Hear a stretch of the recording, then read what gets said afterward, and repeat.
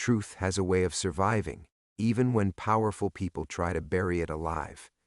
In the basement archives of a crumbling London mansion, Dr. Eleanor Hartwell's weathered hands trembled as she threaded the mysterious film reel through her mentor's old projector. Rain hammered against the grimy windows, while shadows danced across walls lined with forgotten boxing memorabilia. What she saw on that flickering screen defied everything she thought she knew about history. Winston Churchill, supposedly bedridden with illness, standing face to face with a young Muhammad Ali in 1962, years before their paths should have ever crossed. But it wasn't the impossible meeting that made Eleanor's blood run cold. It was the moment Churchill mockingly offered Ali a banana, the cruel smile playing across his lips, and then Ali's response, so quietly devastating that it made the most powerful men in the room step backward in what looked like genuine fear. Eleanor had spent 30 years studying boxing history, had written definitive biographies on both men, yet this footage showed an encounter that had been completely erased from every record, every memoir, every witness account.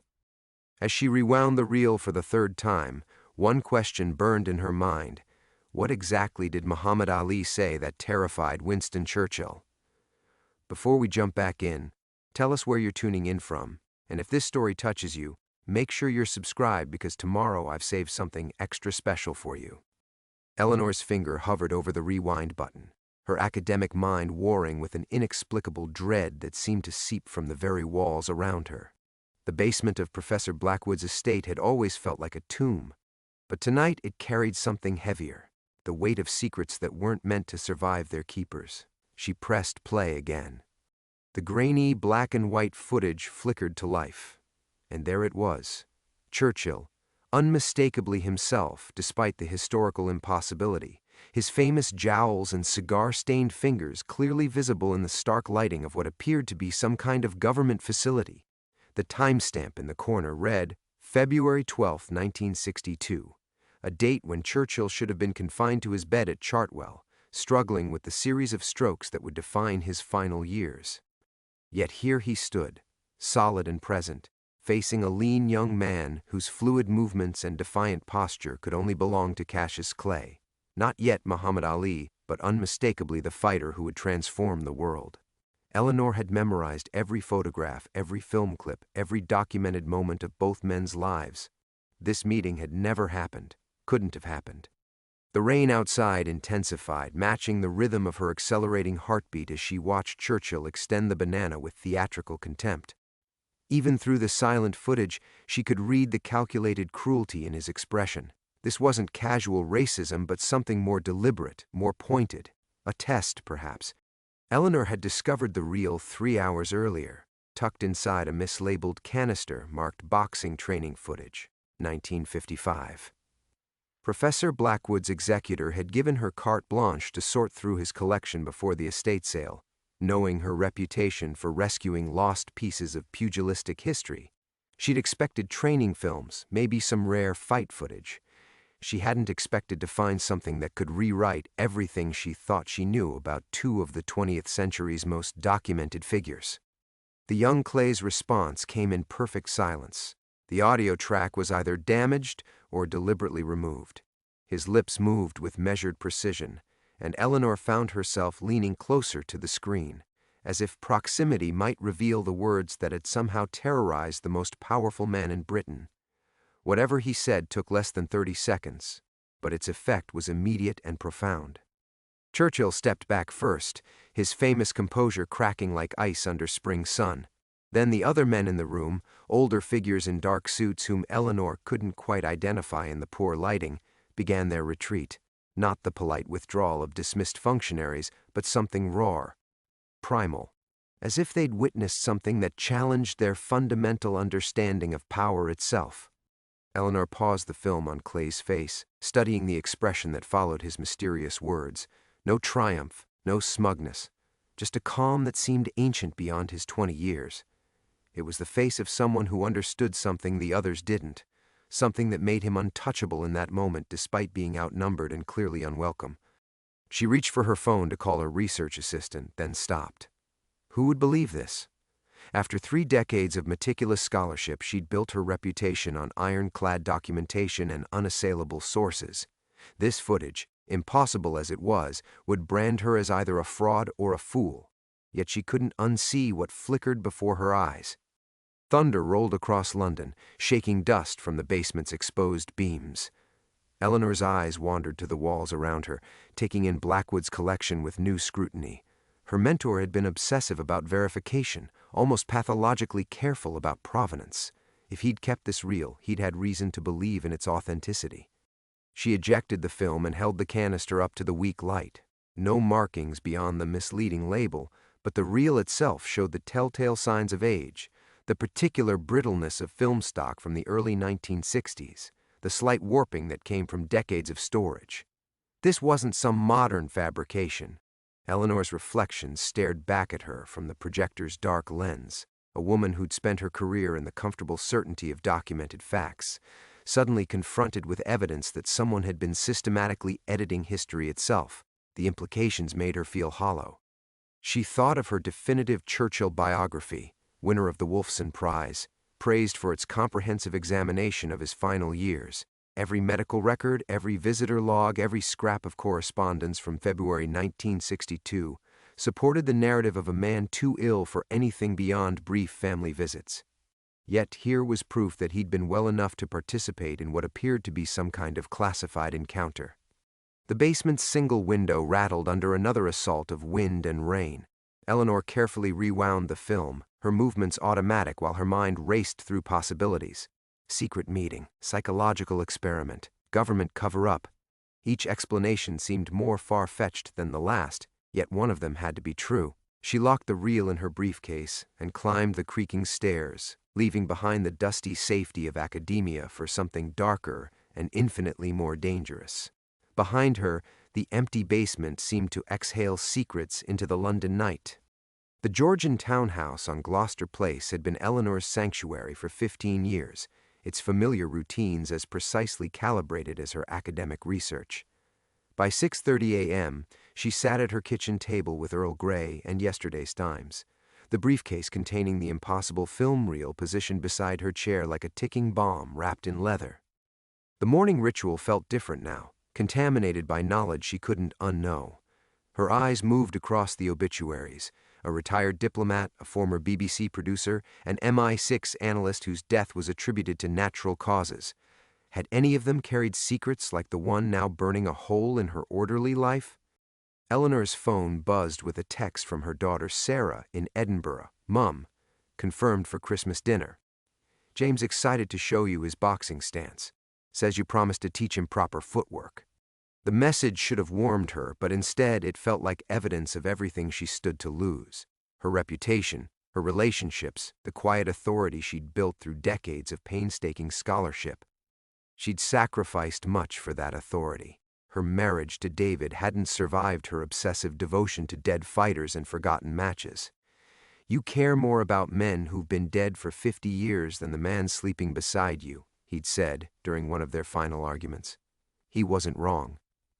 Eleanor had always found the past more reliable than the present, its stories safely contained within the boundaries of documented fact. The irony wasn't lost on her now, staring at a briefcase that contained footage challenging the very notion of documented fact. At 8 a.m. sharp, she walked the 12 minutes to the British Boxing Archive, her steps automatic along the rain-slicked pavements of Marylebone.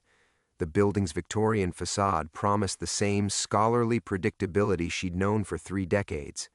But even crossing the threshold felt different. The security guard's greeting, "Morning, Dr. Hartwell," carried new weight. These people trusted her, respected her judgment. What would that respect be worth if she emerged spouting theories about impossible meetings and erased encounters? Her office on the 3rd floor overlooked Russell Square, its walls lined with photographs spanning a century of boxing history. Muhammad Ali's image appeared in dozens of them, the young Cassius Clay hoisting his Olympic gold, the mature champion towering over opponents, the aging icon lighting the Olympic flame. Eleanor had memorized every documented moment of his life, yet none of them included a secret meeting in a government facility with Britain's greatest wartime leader. Margaret Chen, her research assistant, knocked and entered without waiting for permission. Their relationship had evolved beyond such formalities over the past 8 years.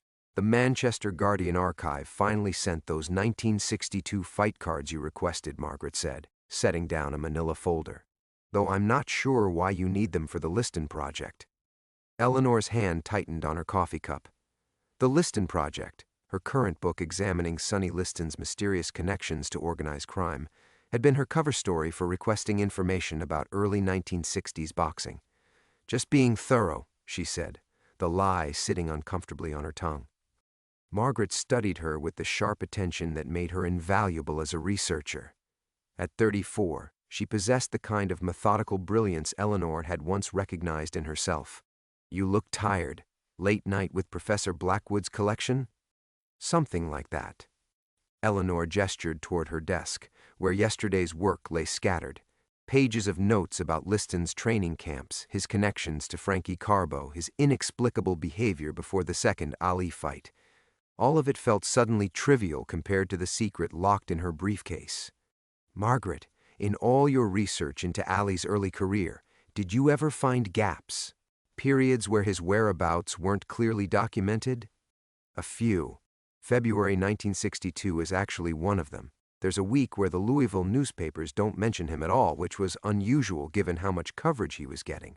I assumed he was training quietly, maybe had a minor injury they didn't want to publicize. Margaret paused. Why? Eleanor forced herself to maintain academic calm. Just curious about his preparation patterns before major fights. The morning proceeded with scholarly normalcy, correspondence with publishers, review of manuscript deadlines, a conference call about exhibition planning. But the briefcase remained beside her desk like a gravitational force, distorting everything around it. During her lunch break, she found herself researching Churchill's medical records again, searching for any crack in the official narrative of February 1962. The records were comprehensive, seemingly unassailable. Churchill confined to bed, doctor's orders strictly limiting visitors, his secretary's appointment book showing only family members and medical consultations. Yet somewhere in the hidden architecture of government secrecy, there had been room for an encounter that should never have happened. By evening, Eleanor walked home through Regent's Park, the briefcase's weight both literal and metaphorical. Dog walkers passed in the gathering dusk, their routines as predictable as her own had been until yesterday. A jogger's rhythmic breathing echoed the sound of film clicking through a projector. Even the park's familiar paths seemed different now, as if the discovery had shifted the fundamental geometry of her world. At home, she poured herself a glass of wine and sat before her fireplace, the briefcase on the coffee table between her and the flames. 30 years of careful scholarship, of building trust and authority one documented fact at a time. Everything she'd worked for balanced against a secret that might rewrite history itself. The fire crackled, and Eleanor realized she was no longer just a historian. She had become a guardian of something far more dangerous than forgotten boxing matches. The wineglass trembled slightly in Eleanor's hand as she stared into the flames, their orange tongues casting dancing shadows across the briefcase's worn leather. The fire's warmth couldn't penetrate the cold certainty settling in her chest. She was no longer alone with her secret. The doorbell's sharp chime cut through the evening silence like a blade. Eleanor froze, wine halfway to her lips. At 9:47 p.m. on a Tuesday, visitors were an anomaly in her carefully ordered world. The bell chimed again, more insistently, followed by a firm knock that suggested the caller wasn't planning to leave. She approached the door with deliberate caution, peering through the peephole to see a man in his 60s standing under her porch light. Distinguished silver hair, expensive overcoat beaded with rain, the kind of understated authority that spoke of Whitehall or Westminster. His face was unfamiliar, yet something about his posture, patient, immovable, suggested he'd wait all night if necessary. Dr. Hartwell. His voice carried the crisp articulation of private education and public service. My name is Sir Reginald Ashworth. I believe we need to discuss Professor Blackwood's collection. Eleanor's blood turned to ice water. She hadn't mentioned her discovery to anyone, hadn't even logged the film reel in her research notes. Yet this stranger stood on her doorstep speaking with the confidence of someone who knew exactly what she'd found. I'm sorry, but visiting hours at the archive are... Dr. Hartwell. His interruption was gentle but absolute. "I'm not here about the official collection. I'm here about the canister-marked boxing training footage, 1955, that contains something rather more significant." The words hit her like a physical blow. Eleanor's hand tightened on the door handle as her academic mind raced through implications. How could he possibly know? Unless— Professor Blackwood was a careful man, Ashworth continued, his voice carrying the weight of long familiarity. But even careful men sometimes keep things they shouldn't, things that become complicated. When they fall into the wrong hands. Eleanor's gaze flicked toward the living room where the briefcase sat beside her fireplace. The gesture lasted barely a second, but Ashworth's slight nod told her it hadn't gone unnoticed. "May I come in?" This conversation would benefit from privacy. Every instinct screamed against opening the door, yet Eleanor found herself stepping back. Ashworth entered with the measured confidence of someone accustomed to being admitted to places others couldn't go. His eyes swept her living room with professional efficiency, cataloging details before settling on the briefcase. 37 years, he said, settling uninvited into her armchair. "That's how long we've been friends, Charles Blackwood and I. Served together briefly in the early 70s, remained close afterward. He never could resist preserving things that should have been destroyed." Eleanor remained standing, using height as whatever advantage she could muster. "I don't know what you're talking about." "Dr. Hartwell, you're an exceptional historian. Your work on Churchill's final years is definitive, which is precisely why this situation is so delicate." Ashworth's smile held no warmth. "You've built your reputation on unassailable documentation. Imagine what would happen if you suddenly started promoting theories about impossible meetings and erased encounters." The words were her own fears spoken aloud with surgical precision. Eleanor felt the blood drain from her face as she realized how thoroughly she'd been anticipated. "Who would believe such stories from even the most respected scholar?" Ashworth continued. "Your colleagues would question your judgment. Publishers would doubt your reliability. That lovely granddaughter in Edinburgh, Sarah's boy James, isn't it, might start hearing whispers about grandmother's unfortunate decline into conspiracy theories." The casual mention of her family struck like a slap. Eleanor's voice found steel she didn't know she possessed. "Are you threatening me?" "I'm offering you a choice." Ashworth leaned forward, his expression shifting to something almost paternal. Professor Blackwood made his decision decades ago. He could have destroyed that film, should have destroyed it, but couldn't bring himself to erase what he considered historically significant. Instead, he chose to hide it, to pretend it didn't exist while keeping it safe from those who might misuse it. Eleanor's mind raced through the implications. "You're saying he knew what it contained all along?" Charles Blackwood was present at that meeting, Dr. Hartwell, a junior analyst then, tasked with documenting what was intended as a classified psychological experiment.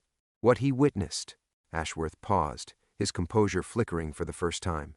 What that young man said to Churchill changed everything, not just the experiment, but everyone who heard it. The fire crackled in the silence, casting shadows that seemed to pulse with the weight of revelation.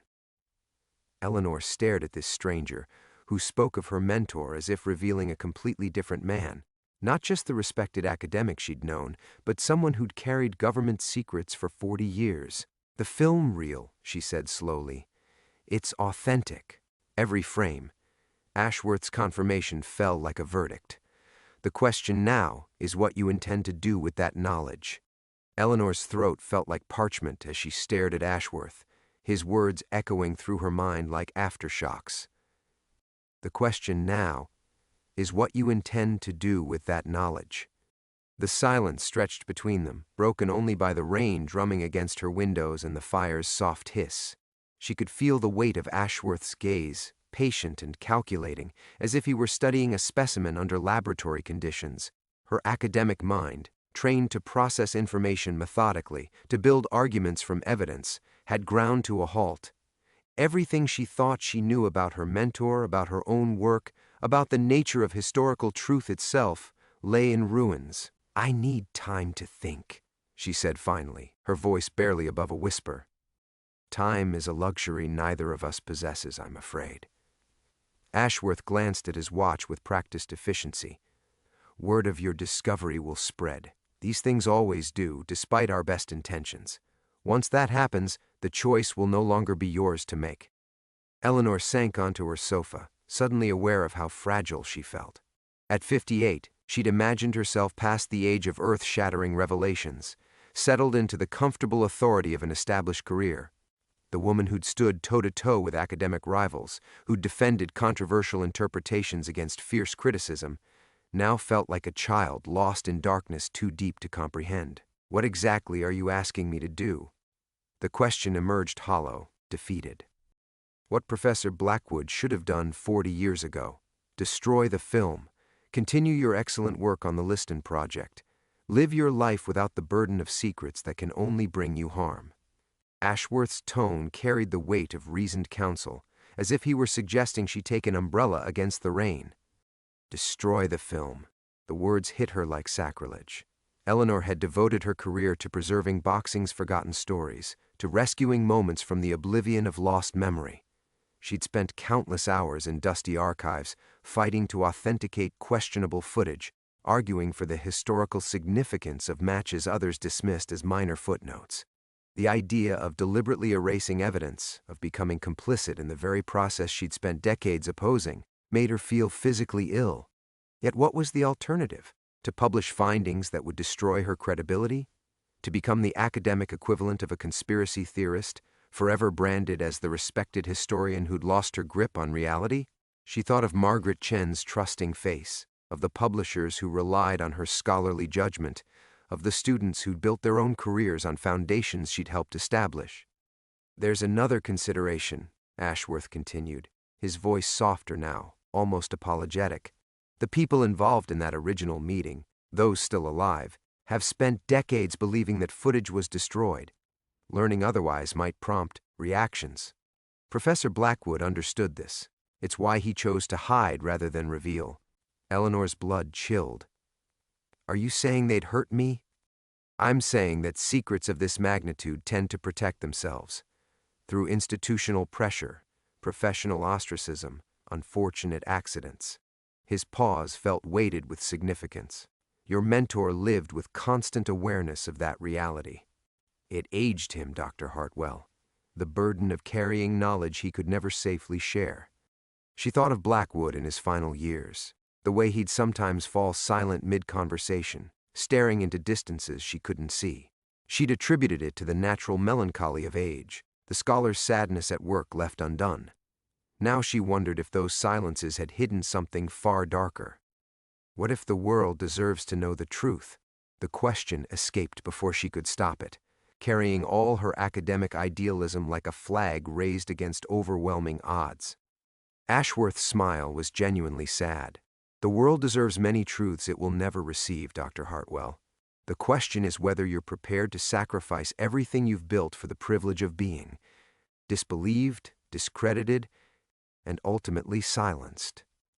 Eleanor's gaze drifted to the photographs lining her mantelpiece, images spanning decades of boxing history, moments of triumph and defeat frozen in black and white. Each represented hours of research, verification, careful documentation. Her life's work stared back at her, suddenly feeling as fragile as the film reel in her briefcase. How long do I have to decide? She asked. Until morning. Ashworth rose with fluid grace, straightening his overcoat. After that, the decision will be made for you. He moved toward the door, then paused. Professor Blackwood spoke of you often, Dr. Hartwell. He was enormously proud of your work, your integrity. He wouldn't want you to suffer for his inability to let the past die properly. The door closed behind him with a soft click, leaving Eleanor alone with the storm outside and the greater tempest within. She stared at the briefcase, its familiar leather surface now seeming to pulse with malevolent life. Inside lay footage that could rewrite history or destroy her completely. The fire crackled lower, shadows lengthening across the room as midnight approached. Eleanor poured herself another glass of wine with shaking hands, knowing sleep would be impossible. By morning, she would have to choose between truth and survival. Eleanor sat motionless as the grandfather clock in her hallway chimed midnight, then 1 o'clock, then 2. The wine had long since gone flat in her glass, but she barely noticed. Outside, the storm had intensified, rain lashing against her windows with increasing fury, as if the weather itself were trying to force a decision from her paralyzed mind. She'd spent 40 years training herself to think like a historian, to weigh evidence, consider sources, build arguments on foundations of verifiable fact. But this wasn't a question of historical methodology. This was about who she was willing to become. At 3:15, Eleanor rose from the sofa with sudden clarity, her decision crystallizing like ice forming on a winter pond. She moved to her study and withdrew a fresh notebook from her desk drawer, the kind she'd used for field research since graduate school. Opening to the first pristine page, she began to write. Notes on Film Discovery, Professor Blackwood Collection, Day 1. The pen felt strange in her hand, as if she were writing with someone else's fingers, but as the words flowed across the paper, documenting her discovery, Ashworth's visit, every detail she could remember about the impossible footage, Eleanor felt something inside her chest unlock for the first time since yesterday's revelation. She was choosing truth, whatever the cost. By dawn, she had filled 17 pages with meticulous documentation, every frame of footage she could recall, every word of Ashworth's threats, every implication and connection her trained mind could construct. If something happened to her, if the film disappeared or she suffered one of those unfortunate accidents Ashworth had mentioned, at least there would be a record.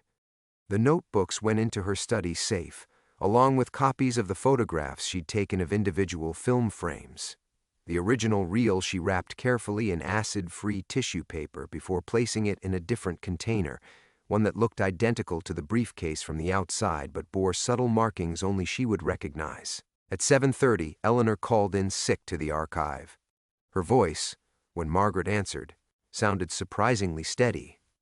"I'm afraid I've caught something dreadful," she said, adding a slight rasp for authenticity. "Would you mind rescheduling my appointments for the rest of the week?" By 8 o'clock, she was in her car driving north toward Edinburgh through the grey Scottish morning. The decision felt surreal. Eleanor Hartwell, creature of routine and careful planning, fleeing London with stolen historical footage like some amateur spy.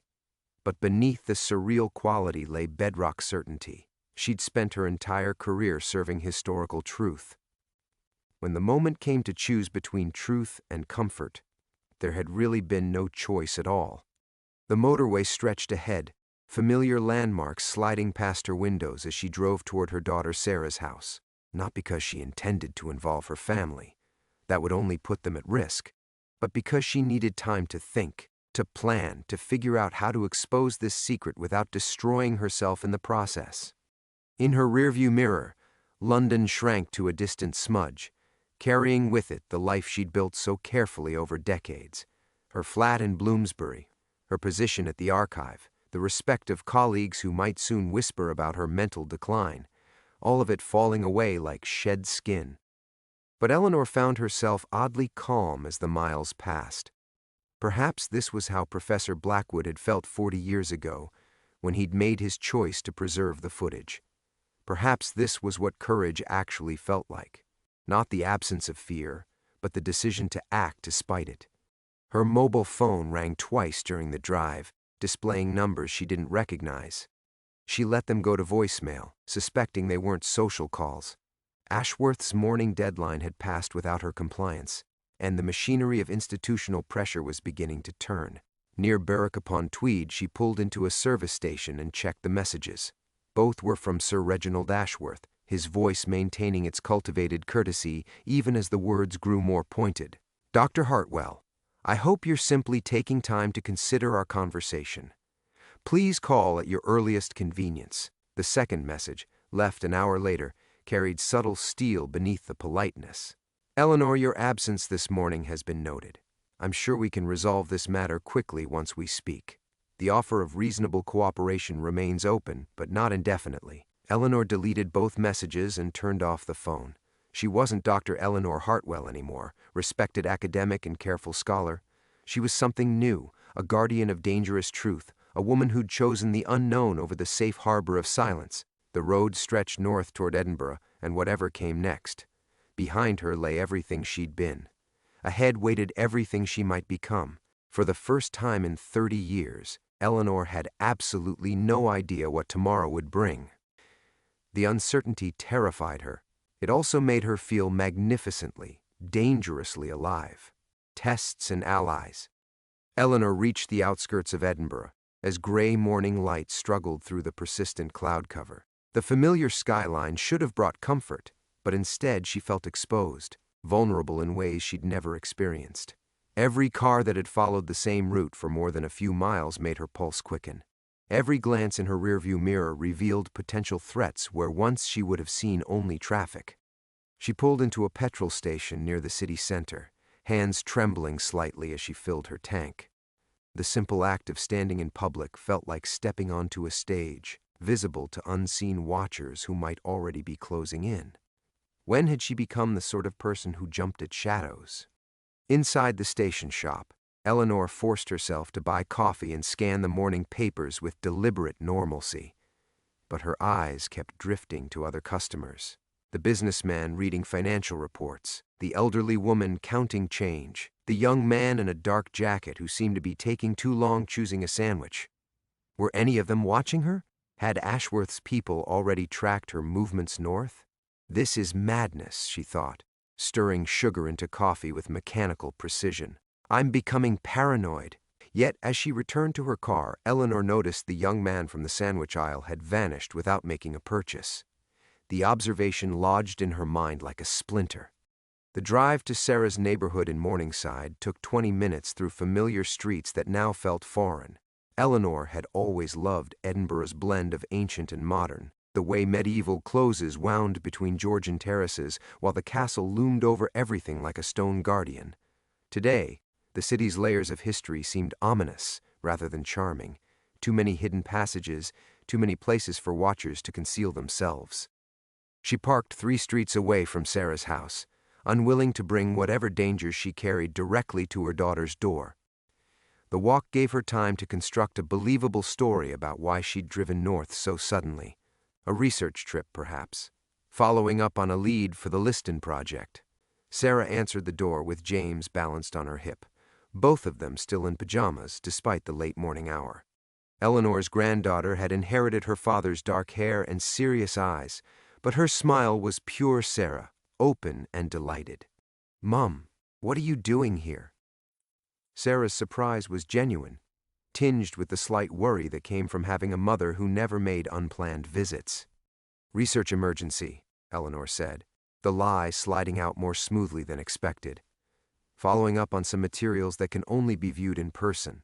Thought I might steal a cup of tea and see my girls while I'm in town." Sarah's expression softened with understanding. Her mother's dedication to her work was legendary in the family, a source of both pride and gentle exasperation. "Of course. Come in. You look frozen." Sarah stepped back to let her enter. "James, look who's come to visit." The warmth of her daughter's house enveloped Eleanor like an embrace, the scent of baking bread, children's drawings taped to the refrigerator, the comfortable chaos of a life fully lived. For a moment the terror of the past 48 hours receded, replaced by the simple pleasure of watching James toddle toward her with outstretched arms. But as Eleanor lifted her granddaughter, she caught sight of herself in the hallway mirror. The woman looking back appeared haggard, older than her 58 years, eyes bright with a fever that had nothing to do with illness. Sarah would notice soon enough. Sarah had always been perceptive. "Mom, are you all right? You seem—" Sarah paused, studying her mother's face with growing concern. "You seem different." Eleanor's training in academic presentation served her well. She manufactured a tired smile, settling into Sarah's kitchen with James on her lap. "Just a bit overwhelmed with this project. You know how I get when I'm chasing down a particularly elusive piece of history." She bounced James gently, earning a giggle. "Sometimes the work consumes me more than it should." Sarah moved around the kitchen, preparing tea with the same methodical care Eleanor recognized in herself. "Is this still the Sunny Liston research? I thought you were nearly finished with that." A new angle emerged, something that might change the entire narrative. Eleanor heard the truth bleeding through her careful words and forced herself to pull back. "But enough about work. Tell me about you. How's the practice?" They fell into comfortable conversation about Sarah's veterinary clinic, James's latest developmental milestones, plans for the coming holidays. Normal family topics that felt surreal given the briefcase locked in Eleanor's car 3 streets away. She found herself studying every word, memorizing details as if this might be the last time she'd sit in her daughter's kitchen, the last time she'd hold her granddaughter without the shadow of danger falling across them. An hour later, as Eleanor prepared to leave, Sarah caught her arm at the door. "Mom, if something's wrong, really wrong, you'd tell me, wouldn't you?" Eleanor met her daughter's worried gaze, seeing so much of her younger self in Sarah's earnest expression. The urge to confess everything, to share the burden that was growing heavier with each passing hour, nearly overwhelmed her. Instead, she squeezed Sarah's hand and lied with a mother's protective instinct. "Of course, darling. Everything's fine." The lie hung between them like a physical presence as Eleanor walked back through Edinburgh's winding streets. Each step away from Sarah's warmth felt like a small death, but she forced herself to maintain steady pace, resisting the urge to look back. The weight of deception sat heavier in her chest than the briefcase had ever felt in her hands. By the time she reached her car, Eleanor's resolve had crystallized into something harder than decision, necessity. She couldn't involve her family. Whatever came next, she would face it alone. She drove to the National Library of Scotland, a fortress of red sandstone that had sheltered her research countless times over the years. If anyone was tracking her movements, they would expect her to seek refuge in familiar academic territory. Sometimes the best place to hide was in plain sight. The reading room welcomed her with its cathedral quiet, scholars bent over manuscripts like monks illuminating sacred texts. Eleanor found an empty desk in the far corner, positioning herself where she could observe both entrances while appearing absorbed in research.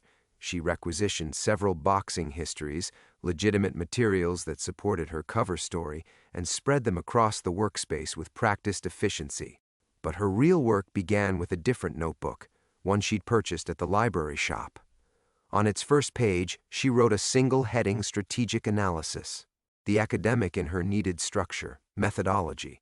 If she was going to expose this secret without destroying herself, she required more than raw footage and desperate flight. She needed allies, verification, protection against the forces already mobilizing against her. Her known assets, she wrote: Professor Blackwood's reputation, still intact. My own academic standing, currently strong but vulnerable. The footage itself, authentic but difficult to verify independently. Required elements: expert authentication, media contacts, legal protection, safe storage of evidence. The list grew as afternoon light slanted through tall windows. With each item, the magnitude of her task became clearer. She wasn't just fighting to preserve a piece of history, she was challenging an establishment that had spent decades perfecting its silence. Eleanor's pen paused over the paper. In her peripheral vision, a man in a navy coat had taken a seat 3 tables away, opening a book but never turning pages. He'd arrived 20 minutes after her, despite the reading room being nearly full. Coincidence, perhaps, or perhaps not. She forced herself to continue writing, adding names to a growing list of potential allies. Dr. Marcus Webb at Cambridge, whose work on Cold War psychological operations might provide crucial context. Jennifer Harrison at the BBC, an investigative journalist Eleanor had met at academic conferences. Sir David Pemberton, despite his establishment credentials, was known for protecting whistleblowers. Vulnerabilities, she wrote beneath the allies list. Family: Sarah and James must remain uninvolved. Professional reputation can be destroyed through institutional pressure. Physical safety? The question mark stared back at her like an accusation. Ashworth's words echoed: unfortunate accidents. How far would they go to protect their secret? How far had they already gone? Eleanor glanced toward the navy-coated man again. He was looking directly at her now, no pretense of reading. Their eyes met across the quiet space, and he offered a slight nod, not threatening, but acknowledging, a professional courtesy between predator and prey. Her hands remained steady as she gathered her materials, but her heart hammered against her ribs. The game had shifted. They weren't hiding their surveillance anymore. The message was clear: we know where you are, we're not hiding. What will you do now? Eleanor walked to the returns desk with deliberate calm, surrendering the boxing histories with a polite smile for the librarian. The man in the navy coat made no move to follow, but she felt his attention like heat against her back. In the library's front lobby, she paused at a payphone, an anachronism that suddenly seemed providential. Using her mobile would create records, trackable data.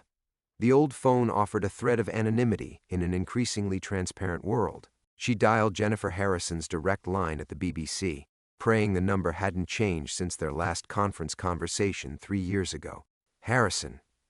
The voice was crisp, professional. Miss Harrison, this is Dr. Eleanor Hartwell. We met at the Oxford Media History Symposium. I have something that might interest you, a story with significant historical implications. A pause. Dr. Hartwell. Yes, I remember. What kind of implications? Eleanor chose her words carefully, aware that phones could be monitored, the sort that powerful people prefer to keep buried. I have documentation, evidence, but I need to speak with someone who understands how to protect sources while pursuing truth. That sounds intriguing and potentially dangerous. Harrison's tone had sharpened with professional interest. Can you be more specific? Not over the phone, but if you're willing to meet, I can show you something that will change how you think about post-war British politics and Cold War operations. Another pause, longer this time. Eleanor could almost hear Harrison weighing journalistic instinct against professional caution. Where and when? Harrison said finally.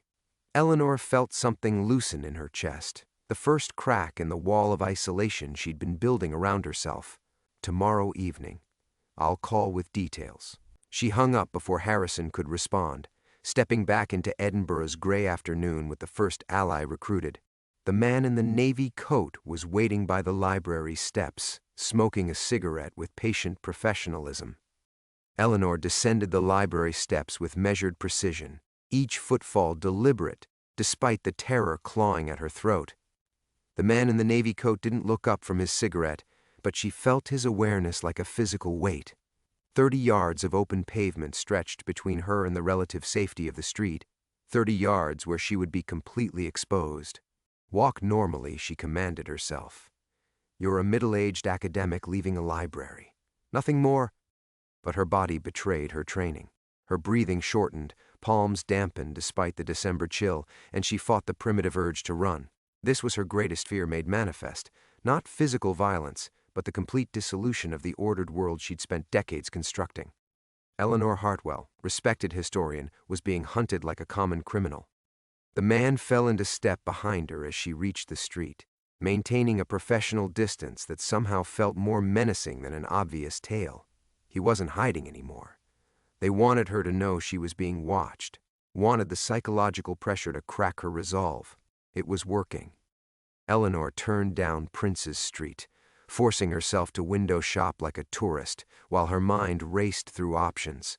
The crowds should have offered protection, but instead every face seemed potentially hostile. The businessman checking his phone, was he reporting her location? The woman with the pushchair, could she be another watcher? Paranoia metastasized through her rational mind like a virus. Her mobile buzzed. A text from an unknown number, Dr. Hartwell. Let's talk. The Scotsman's Lounge, Balmoral Hotel, 4 p.m. today. Come alone. Eleanor stopped walking so abruptly that a teenager nearly collided with her from behind. The Balmoral Hotel, Edinburgh's most prestigious establishment, public enough to feel safe but private enough for serious conversation. They were offering negotiation rather than force. That should have been reassuring. Instead, it terrified her more than shadowy surveillance. They knew exactly where she was. They knew her mobile number. They probably knew about her call to Jennifer Harrison, her visit to Sarah's house, every movement she'd made since leaving London. The illusion of free choice was precisely that, an illusion. But beneath the terror, something harder crystallized. Eleanor had spent her career analyzing power structures, understanding how institutions maintained control through careful application of pressure and privilege. She recognized the pattern now. Isolation, surveillance, manufactured vulnerability, then the offer of reasonable compromise. Not exactly what they did to Professor Blackwood, she realized, and he chose silence. The man in the navy coat had stopped at a newsstand, browsing headlines while keeping her in his peripheral vision. Eleanor checked her watch. 3:15 p.m., 45 minutes to decide whether to attend their meeting or run deeper into whatever rabbit hole she'd stumbled into. She walked into Jenner's department store, using the crowds and multiple floors to test her surveillance. The navy coat followed, joined by a woman in a green jacket who materialized from the cosmetics section with practiced casualness. They weren't just watching anymore. They were herding her, ensuring she understood the futility of escape. In the store's cafe, Eleanor ordered coffee with hands that trembled only slightly. The simple act of sitting, of imposing temporary stillness on her chaotic situation, allowed rational thought to resurface. She pulled out her notebook and began writing, not caring if her watchers saw. They want negotiation. This suggests the footage is more valuable than I understood. They could have simply destroyed it while it sat in Blackwood's estate for 40 years. They could have had me killed in a convenient accident. Instead, they want to deal. Why? Because destroying me publicly would raise questions. Because the footage might not be the only evidence. Because whatever Ali's response revealed, it's so significant they need my cooperation rather than my silence. Eleanor's pen paused. For the first time since finding the reel, she considered not just what the footage showed, but what it meant. Churchill's banana gesture was standard colonial racism, the casual cruelty of empire. But Ali's response, that supernatural calm, the way it made hardened politicians retreat in visible fear, that suggested something beyond ordinary human interaction. What did you see, Professor Blackwood? What did Ali do that was worth 40 years of silence?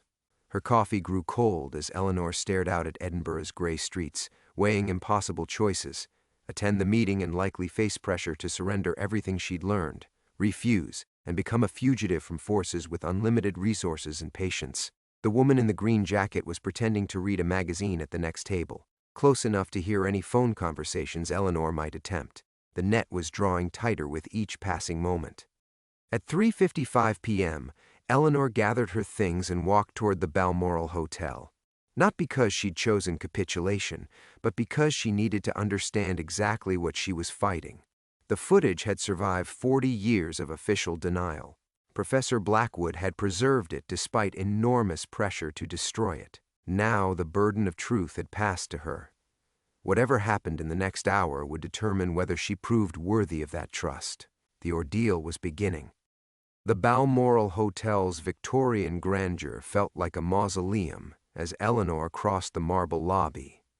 Crystal chandeliers cast prismatic light across polished floors where her footsteps echoed with funeral finality. Every face seemed to turn toward her, the concierge, lingering guests, uniformed staff, as if she wore her desperation like a scarlet letter. The Scotsman's Lounge occupied a corner of the hotel's ground floor, all dark wood paneling and leather armchairs arranged for intimate conversation.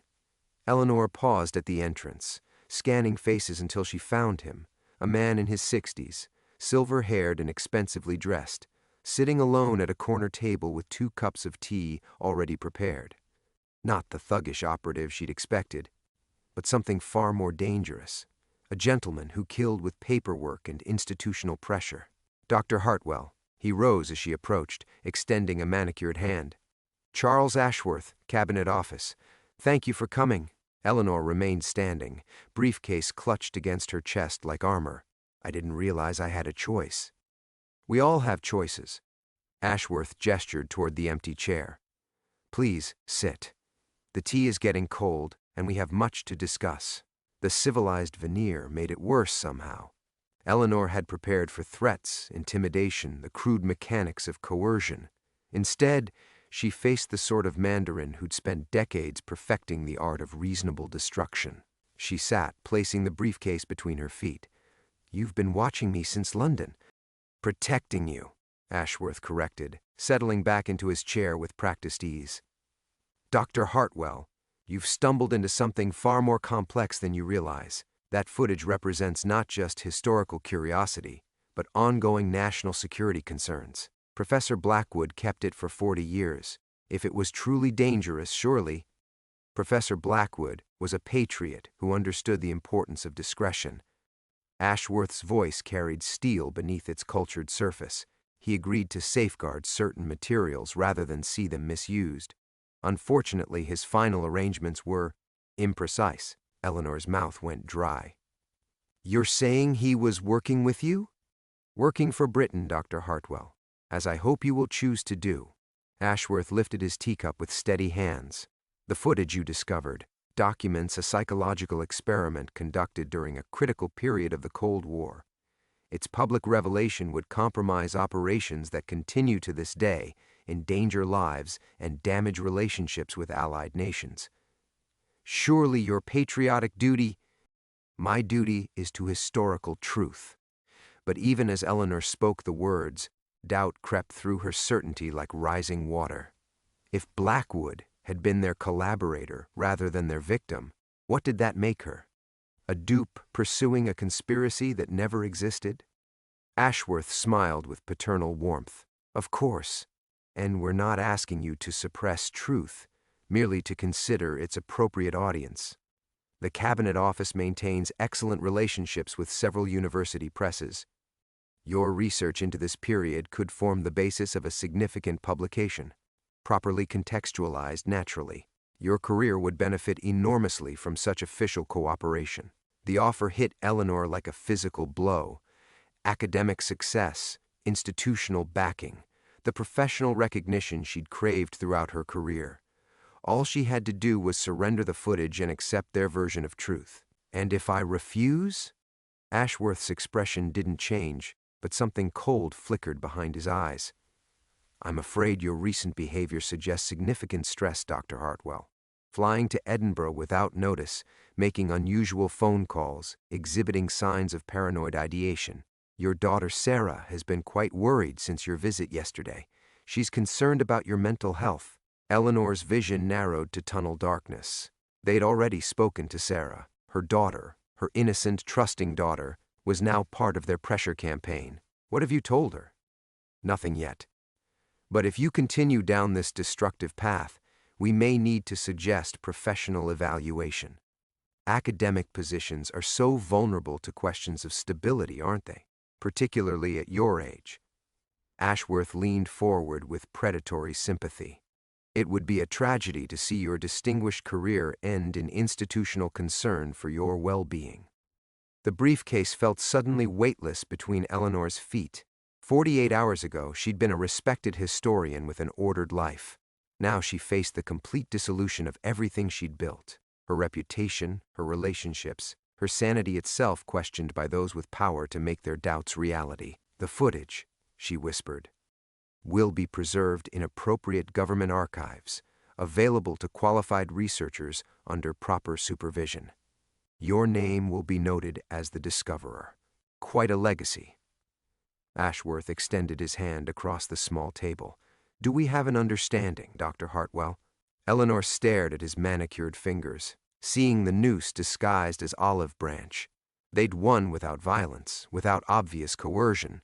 Just the systematic destruction of every choice except capitulation. Her life's work would become their footnote. Allie's truth would die in classified filing cabinets. She'd already lost everything that mattered.